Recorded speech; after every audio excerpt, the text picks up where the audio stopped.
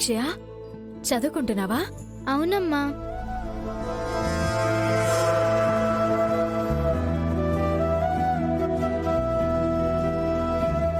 రేపు ఇంట్లో పూజ జరగబోతుంది. ఆ తర్వాత నువ్వు ప్రసాదం తయారు చేయబోతున్నావు కదా,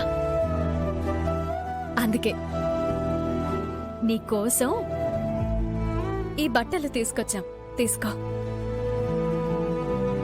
రేపు నువ్వు ఈ బట్టలే వేసుకోవాలి, సరేనా? సరే అమ్మా.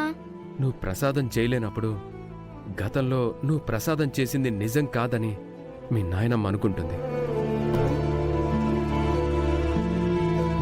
అమ్మవారి ఆశీర్వాదంతో నువ్వు చేయగలవని, నువ్వు దేన్నైనా సాధించగలవని మాకు నమ్మకం ఉంది.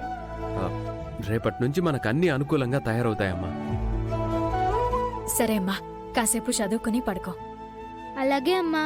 Good night. Good night.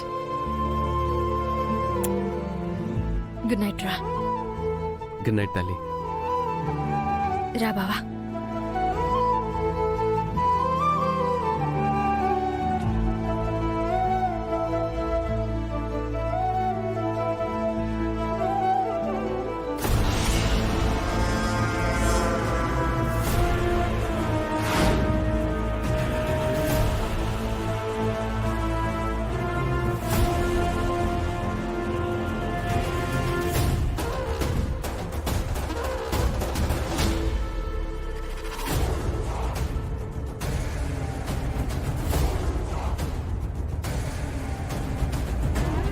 బంగారం ఎలా కడతాం?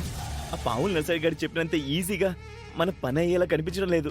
కాసేపట్లో అది నిద్రలోకి జారుకుంటుంది. అప్పుడు వెళ్ళి దాని బట్టలకు కట్టేద్దాం. అమ్మ నాన్నలిచ్చిన కొత్త బట్టలే దాని పాలిట మృత్యువుగా మారబోతున్నాయి.